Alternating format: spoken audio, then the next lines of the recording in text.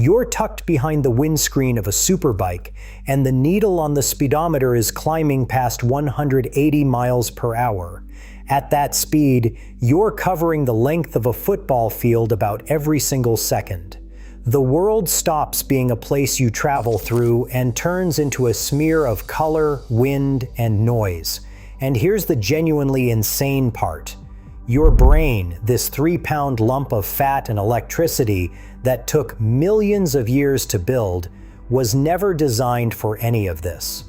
So what actually happens inside your skull at 180 miles per hour? It is so much stranger than you'd think. How does an organ this advanced get completely overwhelmed by a motorcycle? It starts with the one thing your brain does every second of every day without you even noticing. It reacts. You see something, you respond. Easy. Except at speed, easy falls apart fast. The average person takes between 3/4 of a second and 1.5 seconds to spot a real hazard and actually do something about it. Brake, swerve, whatever.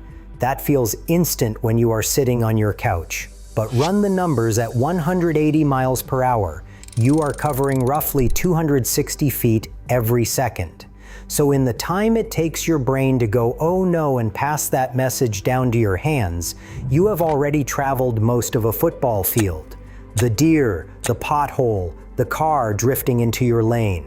By the time your brain even starts to react, you have already traveled hundreds of feet, and some hazards just become almost impossible to dodge. Think about that for a second. At this speed, raw reaction barely helps you. What actually keeps riders alive is anticipation, constantly reading where the road is about to be, not just where it is right now. But here's the detail most people miss, and it makes the first problem so much worse. Your attention is quietly narrowing. Under high speed and high stress, your brain starts pouring its focus into whatever seems most important and devotes less and less to everything around it. Scientists call it perceptual narrowing. You probably know it as tunnel vision, though here's the catch. It's not that your eyes go blind at the edges, it's that your brain stops really noticing what they are seeing. Subjectively, it can feel like you are looking at the world through a paper towel tube, and anything out in the corners becomes dangerously easy to miss. So now imagine combining the two. Your reaction time is already too slow for the speed, and on top of that, your brain is quietly tuning out the thing coming at you from the side. It is doing the equivalent of solving a maze while someone slowly turns off the lights. And we have not even gotten to the chemicals yet.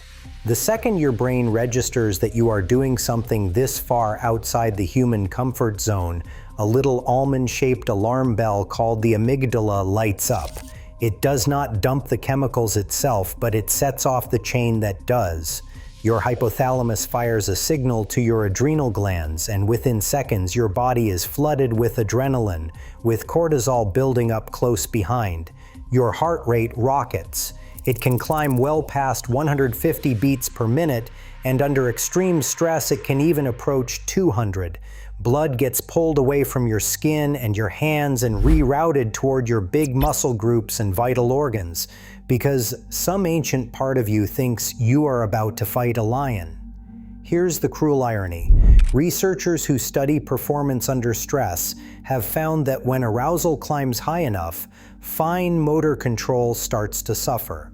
The small, precise movements get harder first. And what does riding a superbike at the absolute limit require? Featherlight inputs on the throttle, delicate, perfectly timed pressure on the brakes, the exact skills that get shakier right when you need them most. So yeah, not ideal. Now for the part that sounds like science fiction but is completely real. Time itself feels like it slows down. Almost everyone who has had a near miss at speed describes the same thing. The world went into slow motion. For a long time, people assumed that meant the brain literally speeds up and starts perceiving faster, like a superhero. A neuroscientist named David Eagleman actually tested this by having volunteers free fall from a tower while wearing a special device on their wrist. And no, I'm not making that up. What he found is that people do not actually see faster in the moment.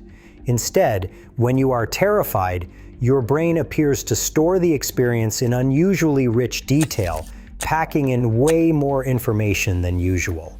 So later, when you look back, your brain reads all that dense memory and concludes the event must have lasted longer than it did. The slow motion is not happening live. It is a trick of the recording. Your brain is just shooting in 4K instead of standard definition.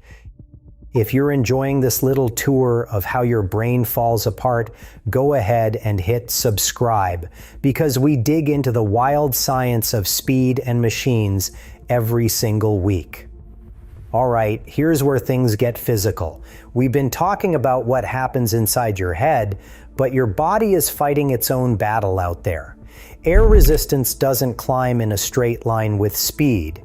It climbs with the square of it. So doubling your speed doesn't double the force of the wind hitting you. It roughly quadruples it. At 180 miles per hour, the AIR isn't a breeze. It's a wall. Riders describe it as trying to hold a push up against a hurricane while balancing on a moving object. Your helmet gets shoved and buffeted, your neck strains to keep your head from being ripped backward, and your whole body becomes a sail that the wind is constantly trying to tear off the bike. And your brain has to manage every bit of that in real time, while also doing all the other failing things we just talked about. Which brings us to maybe the sneakiest trap of all, target fixation. There is a deep wiring quirk in the human brain where your hands tend to follow your eyes. You steer toward whatever you are staring at. Most of the time that is helpful. But when something scares you on the road, your gaze locks onto the danger like a magnet. The pole, the guardrail, the car. And because you steer where you look, you start drifting straight toward the one thing you are desperate to avoid.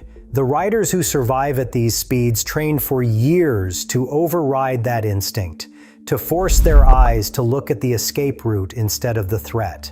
The best of them describe slipping into a kind of flow state where everything goes calm and automatic. But flow and fixation are two sides of the same coin, and at 180 miles per hour, the line between them is razor thin. So let's talk about the moment nobody wants to think about, the crash. At normal speeds, a good helmet and a good set of leathers can save your life. At 180 miles per hour, physics stops negotiating. The energy in a moving object goes up with the square of its speed too, which means the forces in a high-speed crash are almost unimaginably larger than the ones gear was designed to handle. The real danger to your brain isn't just the impact, it's rotation. When your head snaps and twists violently, the soft tissue inside gets stretched and sheared in ways no foam liner can fully stop. This is the part where the awe turns into respect, real respect, for the riders, the engineers, and frankly for how fragile the whole human package actually is. So here's the part most people get wrong. The fastest riders in the world aren't relying on superhuman reflexes. They're relying on anticipation, training, and thousands upon thousands of repetitions that let them read the road a second or two before it actually happens. So the real question isn't whether your brain can handle 180 miles per hour. We've spent this whole video seeing just how hard speed pushes it. The real question is how riders train themselves to operate this close to the limits of human perception and live to tell the story. And honestly, that might be the most amazing thing about all of it. If you want to see exactly how riders train their brains to survive speeds like this, that video is right here, and I'll see you in the next one.